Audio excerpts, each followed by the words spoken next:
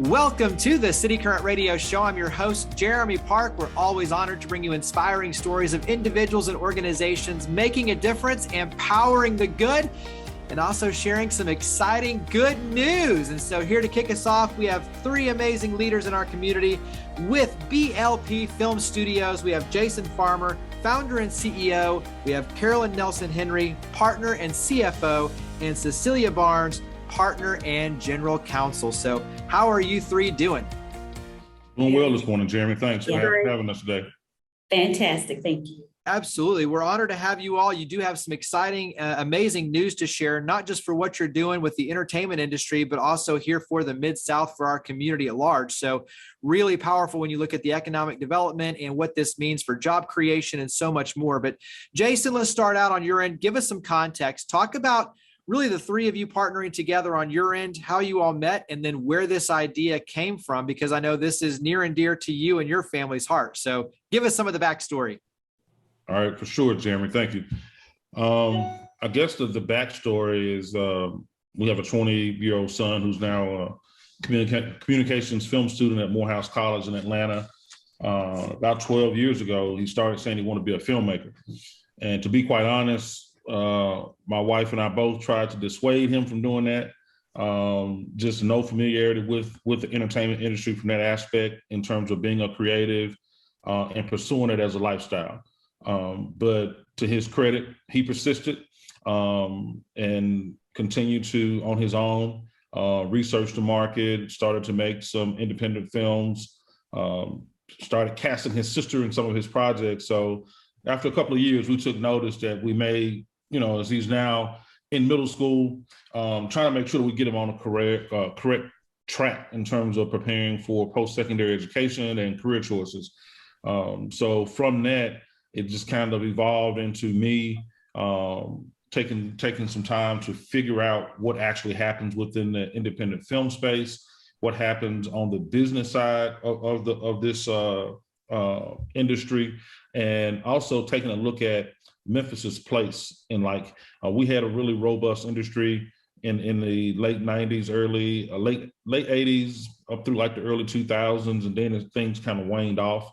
So part of that just kind of looked at what was going on with the film industry here, led to some conversations with Lynn Sittler and other people in the film space, and juxtapose all of that to kind of what's going on inside of the industry on the whole. One of the really driving factors that works to Memphis's advantage is the fact that the industry has been male white dominated for about 215 years. And to that aspect, good, bad, indifferent, what has happened is it has not created content that was really targeted to other audiences, because it's kind of like you don't have to, so why do it? And now we find ourselves in a position through the streaming revolution that has now allowed content to instantly go around the world. And it calls a refocus in terms of how you think about how content is distributed and also who the potential audience is. So Memphis happens to be the largest majority county suburban area in the country. So if we talk about DEI and industries or corporations really wanting to have an opportunity at doing something organically around DEI, that can happen here in Memphis. You have to be intentional for it to not happen here in Memphis because of the dynamics of the makeups here. So we had that to our advantage. Pretty soon we got the legislative bodies on board with just kind of rethinking how we looked at the industry, and not necessarily looking at it as a film project, but as you mentioned earlier, an economic stimulus and job creations opportunity. So kind of just changing that narrative. And then Memphis, we have much in the same way that the industry itself has been dominated by male whites for 200 plus years. Memphis, since our inception, has really been dominated by creatives. We the birthplace of the blues, rock and roll, jazz, gospel. There's all different kinds of art forms that have evolved from Memphis, and in many cases, those artisans have had to leave to go other places. So that Memphis is known around the world for our artists and actually just breathing artists here or birthing artists here, but we kind of lost the industry. So we thought this was an opportunity to kind of refocus and develop the industry. So as the concept began to take more corporate form, and we evolved from BLP Black Lens Productions into BLP Film Studios, and started to really evolve the corporate presence. I started to reach out. I knew I needed to reach out to some additional people to bring on board as we began this Herculean task of creating the infrastructure and the ecosystem that we needed to take advantage of this opportunity. So reached out to Cecilia and Carolyn. We've had the pleasure of knowing each other now, I guess, for close to 30 years. Cecilia and I met through church and developed a lot of friendships over the years from that background. In fact, I met Carolyn through Cecilia. They both come out of the corporate space. I spent my career in the law enforcement government sector. And so as we began to build the basis for BLP, I needed to have strong people on the team that we weren't figuring out what relationships were, what their commitment is to Memphis or the growth of the vision. So that's kind of how we got to where we are today. Yeah, I love it. Cecilia, let's bounce to you and talk about the overall vision for this. Give us a little bit of a teaser on everything that we're talking, because this is a huge campus. It's not just one element, it's many elements. So tease us a little bit with what we can expect. Okay, so we were fortunate to be able to obtain 85 acres in the Whitehaven community. Actually, it'll be a total of about 100 acres. But the vision is for a studio campus, much like Tyler Perry's studio. We're looking at 12 sound stages, in addition to a hotel, meal shops where the sets are created, editing suites where the post-production activity happens, in addition to a small residential area. We're looking at making Memphis an epicenter for film and television. And we are just so excited about what this will mean for this city that we love so much. And Carolyn, on your end, talk about some of the things that are, elements that you want everyone to know, aside from the brick and mortar side. Talk about kind of the ripple effect and the things that you wish everyone knew about it here in the Mid-South. Okay, so the most important thing about it is that, first of all, we're very excited, and we've gotten like so many other people, especially in the creative space, that are really excited about this. So as you know, Memphis is an amazing place. We all live here. There are some very talented people, artists and actors. And now what we're trying to do with BLP is give them a home, give them a place where they can stay here in the city of Memphis, because we have so many people that have had to venture out to other cities. They've had to go to LA, they've had to go to Atlanta to find employment. We want them to be able to stay here and be proud of our city.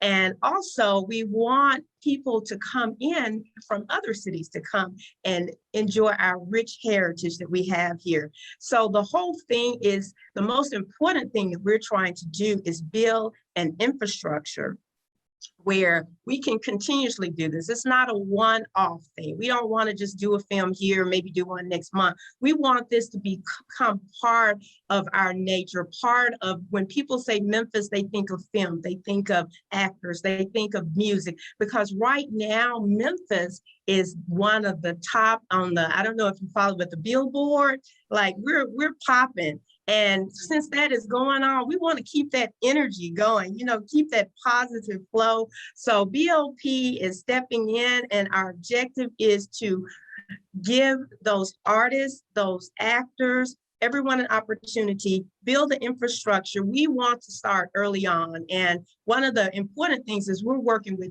different institutions, the schools, to try to get them involved, to create a curriculum so that when our people come out, we can continue to feed to that infrastructure. So it's an exciting time to be in Memphis, and I am very excited about being part of this, and just to be able to share that with everybody in the city, and to keep Memphis out there, and to let people know that we're here and we're going to stay.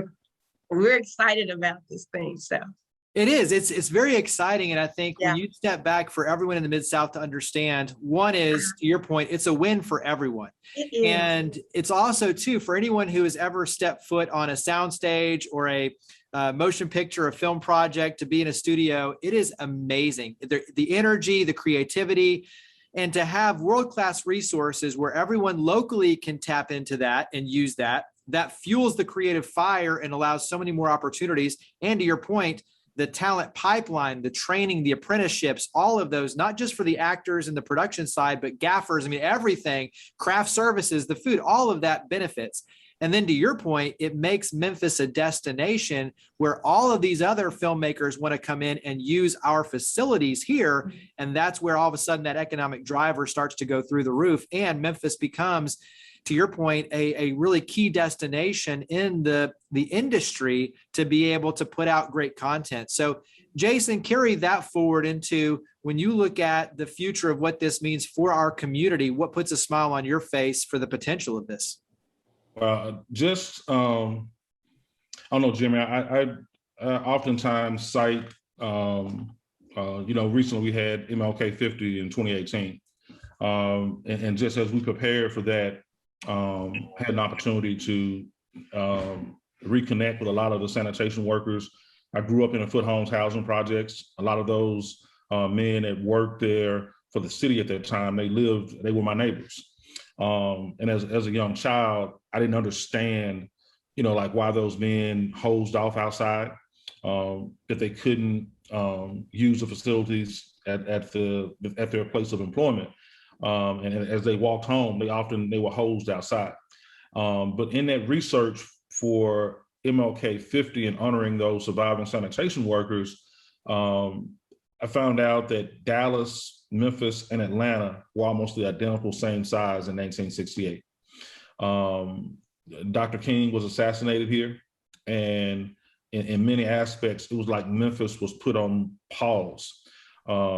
We've had, just for the decades following that, the deterioration of downtown, so in the inner city, Memphis, and the rebirth started, and there was also this huge chasm between the Black and white communities created, and there was almost this permanent Black underclass that permeated the landscape after the assassination of Dr. King. And we fast forward to 2018, and we find Dallas and Atlanta are really just miles beyond where Memphis is. And it's like we're really just awakening from a slumber. And we have so much potential. And I look at those sister cities, and I think what's exciting is, as I look around and I see some of the projects that are going on around Memphis now, and some of the energy that's going on, it's like now we have come into a realization that we have that same potential. But it's going to be, we have to pick it up and acknowledge we have issues. Every place has issues, but we have to look for ways to work through those issues and find things for the greater good. And that greater good may mean doing things differently than they've been done before. It may mean forming different partnerships or alliances that have been done before. But at the end, the greater good, that old thing that the rising tide lifts all boats. We've really got to embrace that. And that's the best way to address crime and poverty and some of the ills that Memphis is kind of taking on, kind of like it was something that was unique to Memphis.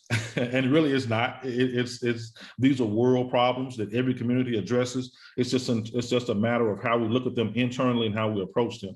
And I think this, by nature of what it is, this is a platform that's based in Memphis. It was intentionally based in Memphis. We have tangible assets that make this a unique proposition that really would be much more difficult to do in other communities. And it has now given us an opportunity to allow us to be the center of attention and allow us to drive the narrative that goes out to the world and allows us to redefine what the narrative is about being about Memphis. So that's what's most exciting about this whole endeavor for me, Jeremy, is that I'm excited about what the next 50 years looks like. Don't know if I'll be around for the next 50 years, but just to be a part of setting something in motion that can give us some long-term momentum in terms of kind of helping us reclaim our place as one of the greatest cities in the world. Yeah. Well, Carolyn, with you as the CFO title on this, I'm going to throw this to you, but how do we help? Obviously, when you talk about money, financial contributions, those are always important, but talk about how we can help. How can the community help? Well, from the standpoint, I would say just being supportive, and if you're in that entertainment space and that creative, start really working on things, because things are about to change in Memphis. So we want our people to be part and to be able to partake in that energy that's about to move forward, and just, get prepared. And from that, it's a mindset. And from the investor standpoint, right now is with any type project of this magnitude, trust me, we just actually met with our general contractors yesterday, and we're trying to make sure that we know exactly what we're up against, because with any type project like that, you're going to have things that are going to change, things that are going to come into view. As you look at things, then other things arise. So right now, we're really seriously trying to home in on what it's going to cost. And as we move forward and there are opportunities, we will be sure to share that information on our website. And that's BLP Film Studios.com. And we just really are so grateful for Memphis and the spirit that we've all been in, and the neighborhoods and everybody that's embracing this. So this is a winner. It's a win-win. It's a game changer. So that's what I would say as the CFO. That's from my mouth there. Well, Cecilia, what would you add to that in terms of wrapping up? You and Jason, what would you add? What I'm most excited about is what this means for our youth. Our youth in Memphis have such a terrible time, but we're looking at about 1,000 jobs will be created. These are opportunities for our children to be trained on jobs in front of the camera and behind the camera. We're literally creating a new industry in Memphis. And a lot of these jobs do not require a 4-year degree. I mean, some of the jobs are just require a certificate. So I'm excited for the opportunities that can create for our children, and hopefully curb some of the crime in our community. And then Jason, what would you add in terms of how we can help, and obviously then wrap up? Carolyn mentioned it, but where we go, the website, social media, where do we go to learn more as well? Yeah, we're on Instagram as BLP Film Studios. We'll have a new Facebook page coming up as BLP Film Studios. We have a YouTube channel that our executive interns are completing right now. They've just returned back to school. We had 2 young men from Morehouse College, my son, Jason, and Louis Kimbrough from Memphis. And we had a young lady, Kennedy Hall from the University of Memphis. They're all film students, and they were executive interns, and they're working on a new YouTube channel. So that should be going live soon. As Carolyn said, we are really appreciative. We received unanimous approval through the Land Use Control Board on our design concept. We then received unanimous approval through City Council for the plans to move forward. So we're grateful and thankful for the support we received thus far. We're currently meeting with the Chamber of Commerce, the Edge Board, and just looking at various incentives that we can qualify for and getting those packages together. So we just would ask that the community continue to support what we're doing and understand that this is truly something that is for the community, and it's going to create a lot of opportunities for the local community, and also as we invite the world in. One of my favorite taglines on the website is Memphis based with a global reach. So I guess we'll be like that second arm to FedEx, but we're just really excited, and we are appreciative of the support, and we ask everyone just to continue to keep an eye out and look for opportunities to grow their businesses, because this thing is going to spawn not only business for BLP, but that entire ecosystem, like you mentioned earlier, the craft foods, security, hair and makeup, the acting, directing jobs. It's just so many things that it takes to support a complex of this size. We recently had a group of doctors reach out about a minor medical clinic, that we need that on the site. Restaurants, there's just so many things that go into operating this mini city, as I like to call it. So we're just excited about the opportunities that it's going to create, and ask everyone to just kind of stay prepared and be ready as it continues to evolve. Nice. The website again is blpfilmstudios.com. So that's where you can go to learn more. But Jason, Cecilia, Carolyn, thank you for all you do. Yeah. Greatly appreciate it. Thank you for coming on the show. Thank you for having us. Having us. Thank you, Jeremy.